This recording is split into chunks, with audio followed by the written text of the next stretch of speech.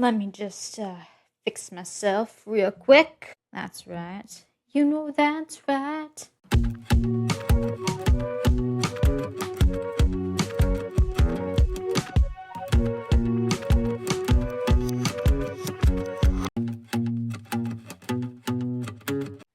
I'm in a weird mood today, and it's just been a weird day in general, so can we just talk a second? Girl to girl or guy? Where do I even start? Well, right now my stomach does not feel good because I love Greek yogurt. I love it. Unfortunately, my body does not love it. My body doesn't like lactose in general. I don't know how that started. I think from the years of restriction, I developed some sort of secondary lactose intolerance. So it's sad. Dairy and I do not get along anymore, and I'm cramping pretty bad right now. I've been forcing myself to eat it anyways because I just love it so much. I need to find a dairy alternative or something. It's just not the same. I can't find one that's dairy free that tastes the same. If you have Rex, put them in the comments, but I haven't been able to find one that I love. I'm also recording this at a weird time. It's currently the evening on a Monday. And typically I record on a Friday or a Sunday, like midday, but it's just been so busy. Last week at work was so chaotic and then it bled into the weekend. Even this morning I woke up and Austin looked at my to-do list that I keep on our fridge and he stood back and he's like, "That's a lot of red." I was like, "That is a lot of red. I have a lot to do today." I'm kind of overwhelmed, and by kind of, I mean very. And I will try not to project that onto you. That's where we're at right now. I tried to record this last night, even on a Sunday night after I was done meal prepping. I was so tired. I was just ready to get into bed. I was also picking at my everything and my fingers. I don't know why I just snapped. I was picking at my fingers. I was picking at my clothes. I couldn't sit still. I brought a fidget with me this time, so I'm not ripping the skin off my fingers. I was just all over the place last night as well. I don't know what's up with my mind and my body. Again, I think it's work stress. It hasn't gone away, unfortunately, and it's bleeding into my personal life.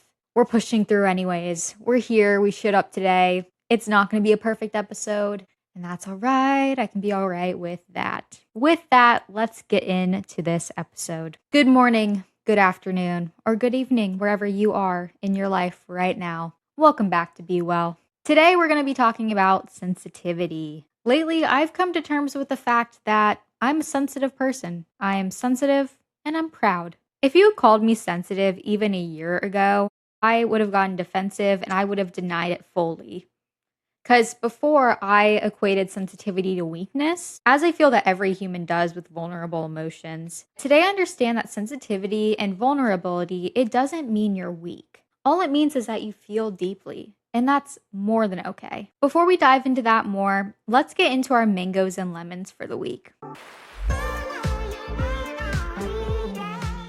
My mango. I absolutely despise small talk and talking about the weather. In fact, I'm one of those people where as soon as the conversation starts resorting towards the weather, that means the conversation is fading for me. And that means that I need to move on from that conversation. But I will say in this moment, I am so happy with the weather. Maybe not today because it's torrential downpouring and I'm wearing yellow. Whenever it rains, I try and wear yellow. It just brings some sunniness to my day. It is raining today, but I'm glad at least the cold weather is gone. It is now officially beach season in Florida, and that is what makes my cold blood and Florida bones very happy. So that is my mango. I'm so ready for the sun and the warmth in the spring and the summer. That is where I thrive. My lemon is that I feel like I can no longer tan like I used to be able to in my late teens and early 20s. As I get older, I get more concerned about developing wrinkles, fine lines, sunspots. With that, I start to favor SPF over UV rays any day. So I'm in my big floppy hat era. I am lathering on the sunscreen, which is so unlike me because before I was all for a good shadeless, sunscreenless layout. Not anymore. In this stage of my life, I am protecting my epidermis, and if I want a little bit of tan, then I can do the self-tanner, the little rags that you wipe on your skin. If I get a little orange, who cares? I'd rather be an Oompa Loompa than get cancer. That's where I'm at today. Maybe that's extreme. That's truthfully how I feel. Moving on from that, back into sensitivity, let's start with a little story time. When I was in middle school, I mustered up the courage to sit at one of the cool kids' tables one day. During that lunch period, there was a boy I had a crush on, and at that table, he had called another kid a loser, saying they must have ADHD. I was feeling very self conscious about my own ADHD diagnoses at the time, and I just started bawling in front of him. And his embarrassment at that, knowing he said something wrong, he told me to stop being so sensitive. He was trying to use it as a cover up. I'm not, I said defiantly, and I got up from the table to go find my little reading nook, as all of you are aware. Later, I would blame it on my hormones, chalking it up as puberty emotions. Could that have been part of the case? Perhaps. The reality is, even if that insult wasn't directed at me, I was still super hurt by it. The ironic part here is ADHD and sensitivity go hand in hand. Sensitivity for ADHD can manifest in different ways. It can either manifest through the physical, sensory, or through emotional reactions due to the brain's difficulty filtering emotional stimuli and managing emotions. There are subcategories to this as well, which we'll get into in a moment. I know I tie a lot back into ADHD because that's the life that I live, but I want to clarify that ADHD is not a prerequisite to struggling with any number of these. When I was researching sensitivity, I just happened to find that the two coincide. I was like, well, surprise, surprise there. I feel like so many things coincide with ADHD. Into the subcategories, let's start with sensitivity overload, which again, a lot of people experience whether or not you have ADHD. This is where the brain struggles to filter out background noise or sensations, leading to physical discomfort, headaches, or anxiety from things like bright lights, loud noises, or itchy clothing. I really, really struggle with this. I have so many examples to share, I do not even know where to start. While we're watching our shows, Austin cuddles me for a short amount of time before he's like, can you just get comfortable? And he moves to the other side of the couch because I am constantly readjusting my clothing, tossing and turning. I'm picking at my fingers and he has to be like, where's your fidget? And go grab it for me. But no, Austin, I unfortunately cannot get comfortable ever. I've done everything in this regard to try. It's always the lights are too bright or too low, I'm too hot or too cold, something's too loose or too tight. I feel everything all at once, and it gets to be very overwhelming. My brain is never quiet. If we think of the brain as a computer, which technically it is, a normal computer brain organizes different sights, sounds, smells into neat little tabs that open and then close. Unfortunately, highly sensitive brains like my own also organize these into tabs, except these tabs never close, causing their systems to crash, lag, or freeze. I wish there was a task manager bar or an IT fix to close all of these open tabs, but there is not. How then do we help our sensory overloaded friends cope with the world's constant rush of overlapping stimuli? For sound specifically, I'm sure you've heard of these, but if you have not, noise canceling headphones. They also now make these cute, discreet earplugs. The brand that I think of specifically when I think of these are Loop. I see those a lot online these days. They look like loops and they kind of hang down like little earrings. They're super cute. I like them a lot. For me, they're more like noise mufflers. They don't block out sound entirely, but I like to wear them in the airport or while I'm doing focus work, anything along those lines, because it blocks out the noise without you needing any form of music or background noise at all.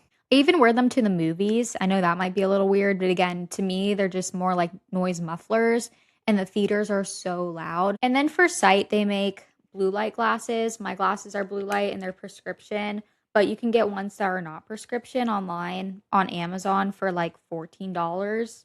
They also make tinted glasses you could get, or both. That really helps with the bright lights. Also, light dimmers. If you're able to get dimmers for your lights, that's helpful as well. These lights in my studio, I can even dim down, which I tend to. Something my friend taught me is I keep my phone on dark mode nowadays. I no longer keep it on light mode, and that, oh my gosh, that's also saved me from so many headaches. Because we're on our electronics all the time, or at least I am in my job. I can't help that, unfortunately. So any changes that you can make, very helpful. The most important, I would say, is just time away from stimuli. It's really hard to get away from all stimuli. again, that's the world we live in. There are sounds and sights and smells everywhere. If you get the chance to go sit in a dark room and just put your head down, even for a couple minutes, I find that that works wonders. If I physically do not take my sensory breaks, I start to get the little left eye twitch. I don't know if you've ever heard of that, but for some people, when you get really tired or stressed, your left eye starts to twitch and you can't control it.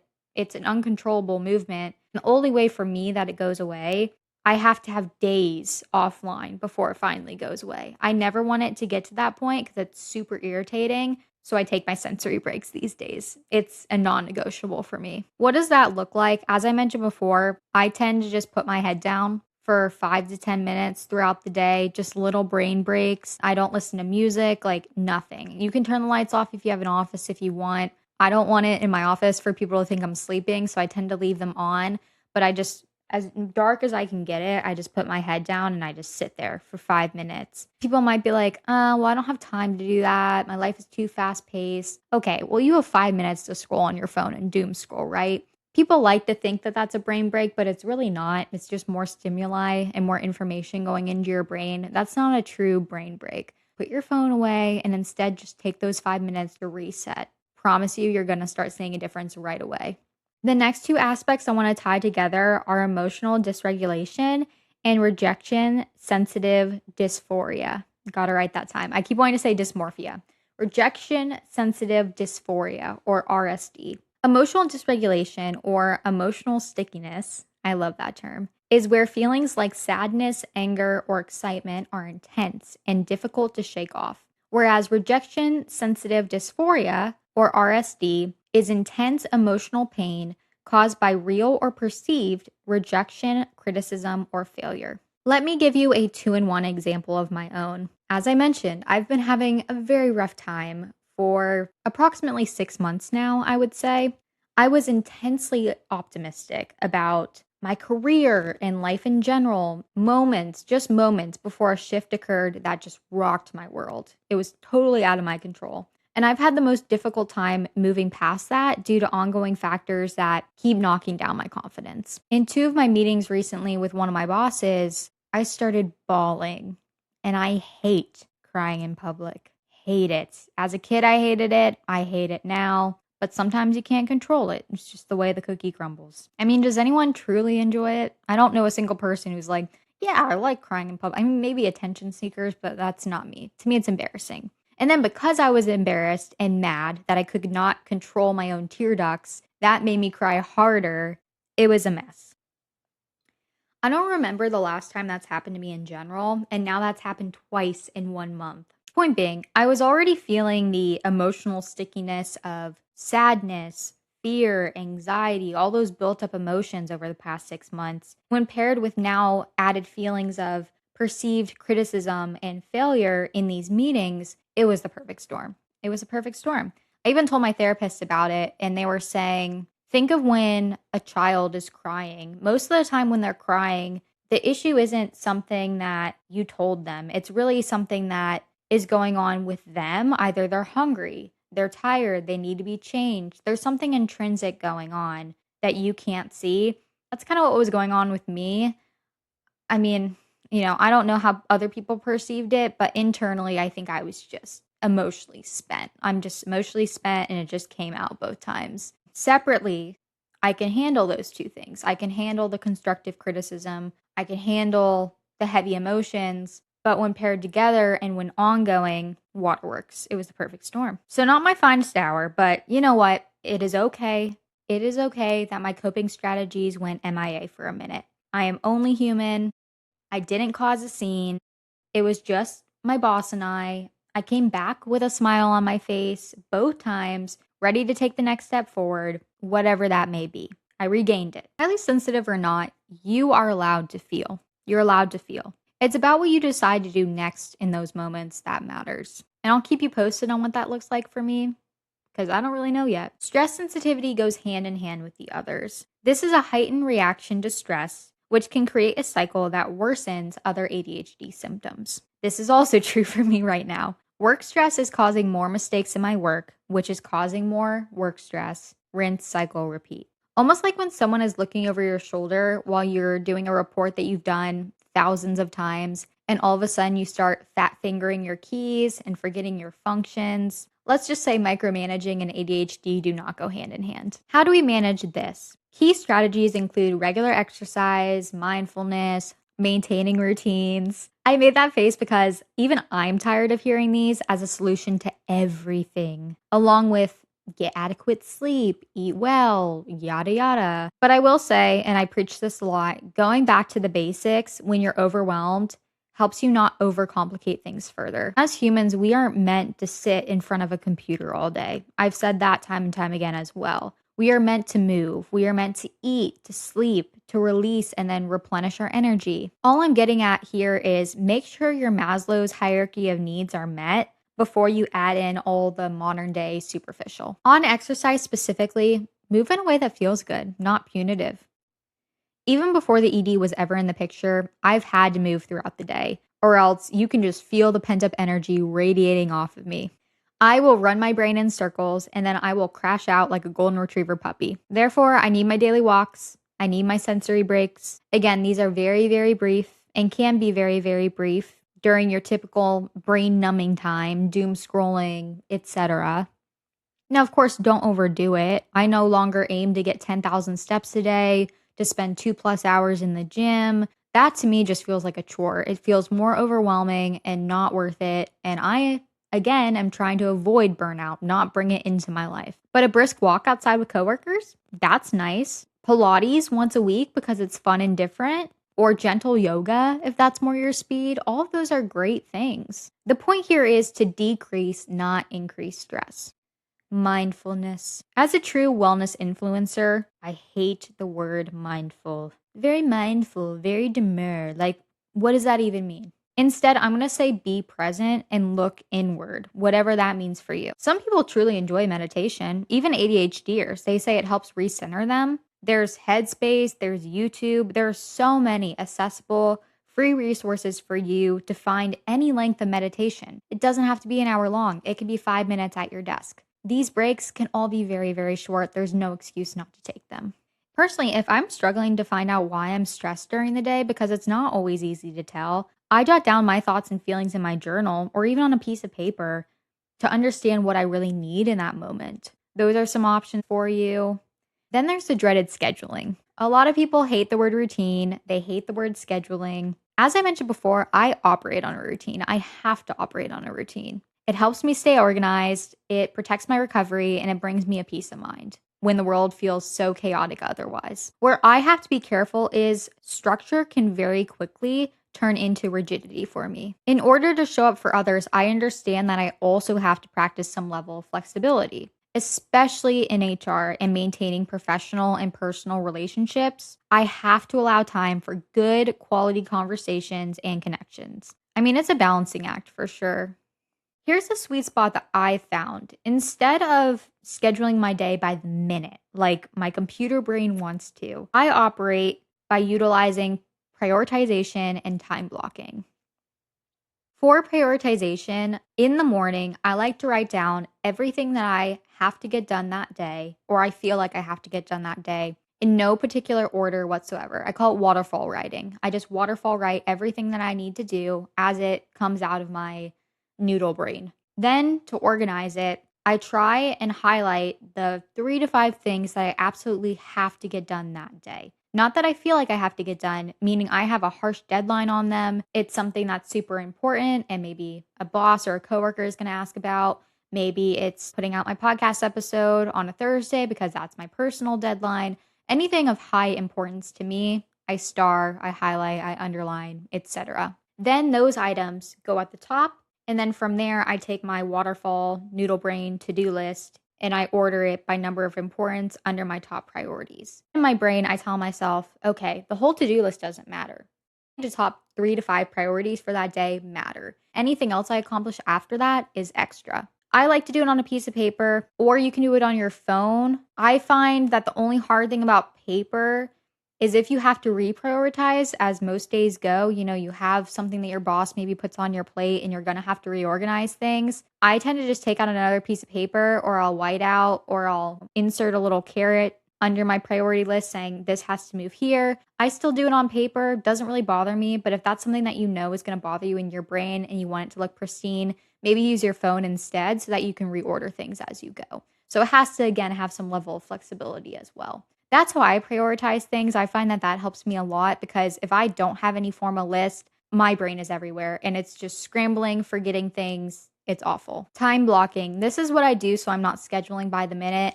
I know that with ADHD, if I am not zoned in to certain aspects of my work, if I am always getting in distractions, there are some things that will absolutely not get done because I need total silence for them. I need to be in the zone, whatever that may be. I've talked about this a little bit before. I like to use the model, the power of four. This doesn't work for everyone. I learned this in a past recruiting job that I had, and I find that it helps me immensely. During my eating times, which are, breakfast, lunch, snack, dinner, if you're in early recovery, it should be more than that. So please don't model your eating times after my own. But that's kind of what my structure looks like now. I will do my focus heavy work. I'll shut out all distractions. I'll just savor my food and enjoy it. And then in between bites, I'll be doing my focus work. After that, I go back to taking my calls, my meetings, my messages, etc. Again, of course, I can't go on full do not disturb because with my job, if something highly important comes in, I need to handle right away. But that's how I try and frame things. Time blocking in general outside of those hours, if there are calls or emails or things that you need to get done within a certain time frame, maybe that power of four doesn't work for you. You can't block out 4 hours in your day where you're just doing focus work. I understand that's not easy for most jobs. You can just that day say, I'm going to block out 2 to 3 to take care of XYZ. Whatever you don't get done, try not to move past that time block, still doing the same work, because that's how you're going to get stuck on one task and not get to your other task during the day.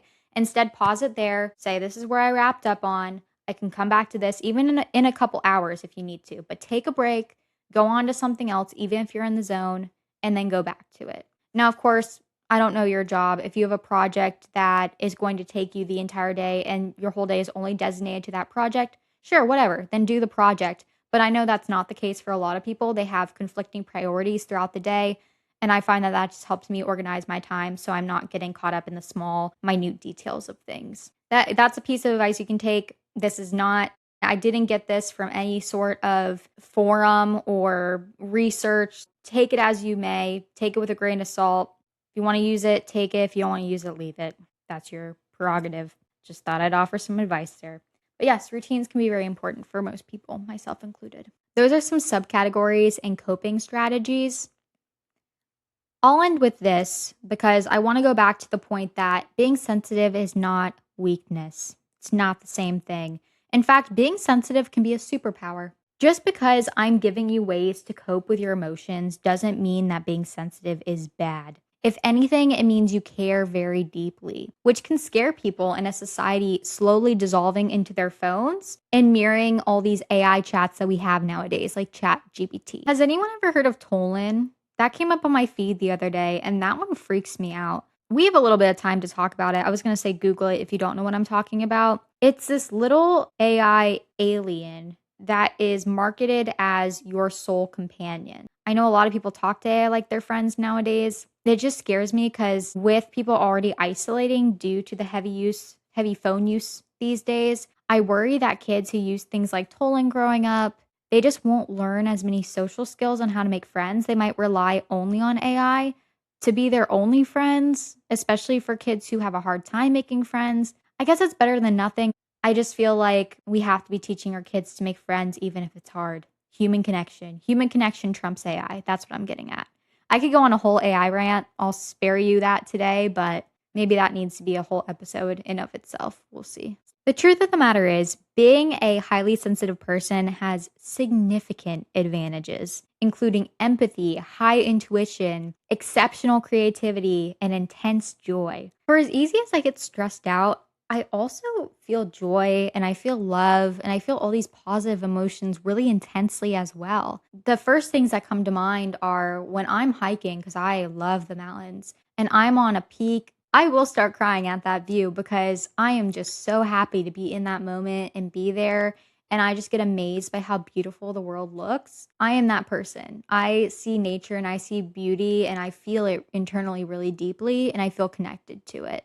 I think that's a blessing. Some people might think that's cringe, but to me it just adds another layer of life that I'm happy to experience. Another one, and I'm kind of spitfiring right now. I didn't think about talking about this today. I love very hard as well. When I find someone who I think is my person, I fall fast and I fall hard, but then I'm very loyal to that person only. I don't think the honeymoon phase ever really fades for me. I continue crushing on that person. Of course, are there hardships? Yes, like in any relationship, we have ups and downs, but I always get that giddiness around them still, like it's the first date, and that makes me really happy.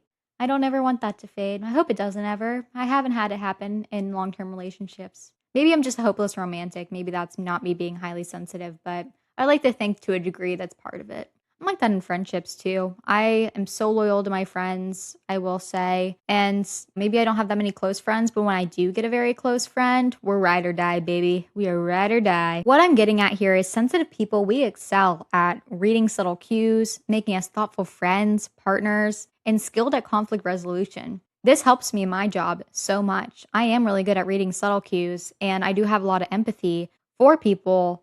And I'm also understanding of where people are coming from, and I can help people reach a general consensus. It makes me really good at my job. So I'm happy that I'm sensitive in that regard. Next time someone says you are sensitive or you're being too sensitive, go ahead and thank them because they're giving you a compliment. Just like someone who's analytical, it's not bad to be sensitive. It's just a different way of thinking. Bottom line, embrace your sensitivity. Gosh darn it. Moving on to our listener questions. Alex, does it matter on your end which platform people listen to you on? Not really. I don't have any further explanation on that. I use Spotify. I've always enjoyed Spotify. I'm not really an Apple listener, but I know a lot of my friends, they prefer Apple Music, Apple Podcasts. That's why I decided to go on both platforms. Different strokes for different folks. I'm also on YouTube if you want to watch my videos, or if you don't have Apple Podcasts or Spotify, like some of my older folks. My mom, she doesn't. I mainly do it for my mom. Mama, I'm on YouTube. So if she ever has an excuse not to listen to me, I'm like, ma'am, I was going to say something else. Ma'am, I'm on YouTube. I respect my mama. I wouldn't say something else to her face. Those are the 3 platforms I'm on. If you want me on another platform, let me know and I'll look into it. Those are the only 3 I know of because I'm not 100% tech savvy, but I can branch out. I'm happy to do that. That's all I have for that. Whatever platform you're on, though, I'll go ahead and take a moment and say follow, like, comment, subscribe, share. Get your girl out there because I've been growing this community and I want to keep growing this community because I don't know. I just love getting the positive feedback on it and I love making someone's day. Alex, did you see peers or yourself using Lent as an excuse to diet or engage in ED behaviors? Definitely. Not myself per se, but I watch so many women and men beat themselves up during Lent all the time. The church I went to, they always said to add something sacrificial, not take something away. For instance, my Lent commitments growing up, they always looked something like sacrifice 10 minutes every morning to add in a daily devotional before school. Those were the types of things that I engaged in. God-serving habits that I could perhaps train myself to engage in beyond Lent. I think that engaging in these selfish behaviors, it just defeats the purpose and it doesn't help deepen your relationship with your higher power. And if that offends you, then maybe that's something that you need to look into what you are choosing for Lent. The one I do hear all the time that's really a diet tactic, but it's framed as more deprivation, fasting, is cutting out all sugar. I saw my own mother do this when I was little to lose a few before Easter. And I could do a whole episode on religious fasting and eating disorders. That's very prevalent and they go hand in hand. Bottom line is, if you know that you struggle with restriction, there are other ways that you can and should honor your higher power. And this goes for any religion with fasting. For instance, I dated someone who was Jewish, which I was fascinated by the Jewish religion, and he taught me a lot. He engaged in Yom Kippur and the sun up to sundown fasts. But as he explained to me, if someone had a medical condition that inhibited them from engaging in those rituals, it was no harm, no foul. There are other ways that you could focus on repentance and atonement for your sins. If you have an eating disorder, this is a serious medical condition. Please, please, please do not use Lent and other religious holidays as a reason to fast. There are other ways to honor your higher power, And if your loved ones support you and support your recovery, they will understand that. That's all I have for you today. Remember, sensitivity is your superpower, and only you know what's best for your health. I'm going to go now because I am flat out brain fried. So I'm going to go do some movement I enjoy, block out the world for a bit with my noise canceling headphones, come back, eat dinner with my loved one, watch some Riverdale because we finished Love is Blind, which could do a whole episode on that also. Whew. If you guys ever want to talk LIB with me, I'm your girl. Jump in my DMs. Let's talk, girl. Let's talk. Anyways, you have a lovely morning, afternoon, evening. And as Austin would say, cereal before milk, bone apple tea, and be well. We'll see you next time.